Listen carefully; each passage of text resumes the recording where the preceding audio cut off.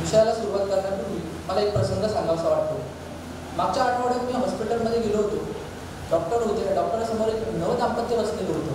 डॉक्टरांनी त्या स्त्रीच्या हातात एक रिपोर्ट दिला आणि अभिनंदन केले, तुम्ही प्रेग्नेंट आहात म्हणून.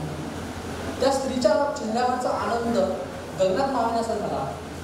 मी प्रेग्नेंट आहे, आपल्याला मुलगाच होणार. दुसरीकडे तो पती म्हणायला लागला, नाही मला पहिली मुलगीच पाहिजे. हा नवरा बायकोचा संवाद सुरू असतानाच मध्येच डॉक्टरांनी थांबवलं आणि एक विषय काढला. जर ह्या दोघांपेक्षा तुम्हाला वेगळंच झालं तर. इतक्या वेळ आनंदाचा माहोल निर्माण झालेला असतानाच भयानक शांतता निर्माण झाली आणि मग त्या स्त्रीने डॉक्टर साहेबांकडे कटाक्ष नजर फिरवत कटाक्ष नजर टाकत सांगू लागली, जर असं मूलबाळ आम्हाला झालं तर आम्ही दोघं आयुष्यभर निपुत्रिक राहू. मला त्या स्त्रीने निपुत्रिक हा शब्द वापरण्यापेक्षा त्या निपुत्रिक राहण्याचं कारण जास्तीत जास्त मनाला टोचलं गेलं. कारण तुम्ही आम्ही तुमच्या आमच्यासारखं शरीर असलेलं, तुमच्या आमच्यासारख्याच भावना, मन, वेदना असलेल्या एका घटकाला समाजापासून हजारो वर्ष वंचित, शोषित राहावं लागतं. हजारो वर्ष त्यांचा फक्त उपभोगासाठी वापर केला जातो. आणि हाच विषय आपल्यासमोर मांडण्यासाठी उभा आहे. नमस्कार, मी स्पर्धा कोड क्रमांक 16 प्रगल्भ विचार मंचावरून विषय चिंतन करतोय. लिंगभेदाच्या विश्वात मी पारलिंगी आहे, उभयचिंतन. लिंगभेदाच्या विश्वात मी पारलिंगी आहे हा विषय मांडताना मला लिंगभेद मांडावंसं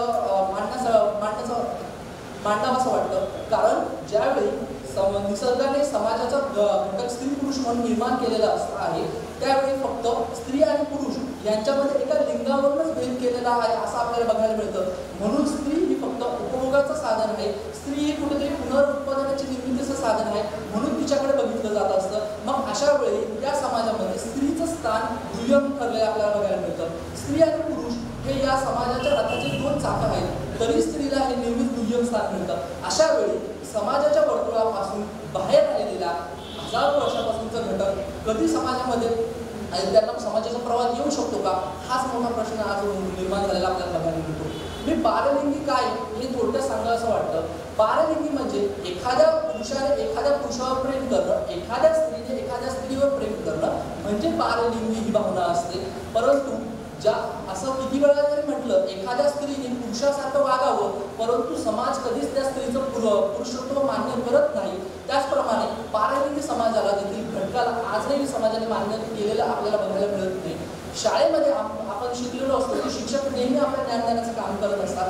मराठीचं व्याकरण शिकताना आपण पुल्लिंगी, स्त्रीलिंगी, नपुसलिंगी हे व्याकरणाचे घटक शिकलेलो आहोत. परंतु ज्याप्रमाणे नपुसलिंगी हे नेहमीच त्या व्याकरणाचा घटकातला एक दुर्लक्षित भाग म्हणून राहत असतो, त्याचप्रमाणे कुठेतरी हा पारलिंगी समाजातला घटक देखील अशा प्रमाणे राहिलेला आपल्याला बघायला मिळतो.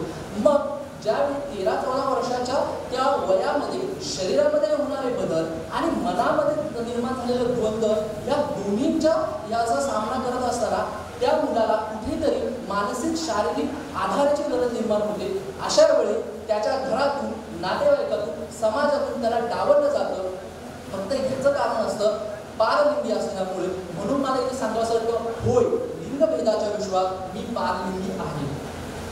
प्रस्तुत विषय मांडताना ज्यावेळी आपण विचार करतो की शाळेत आपल्याला व्याकरण शिकवलं जातं, त्या व्याकरणाचं नपुसंग लिंग हे आपण एखाद्या वर्गातल्या विद्यार्थ्याला त्याच्या हावभावावरून, त्याच्या हालचालीवरून त्याला नावं ठेवण्यापुरतं ते वापरलं जातं आपल्याला बघायला मिळतं. मग इथे त्याला तृतीय पंथ, हिजडा, मामू, छक्का, बायल्या, DC, AC पासूनचा त्याचा जो प्रवास सुरू झालेला असतो तो त्याच्या घराच्या उंबरठ्यापर्यंत जाऊन पोहोचतो.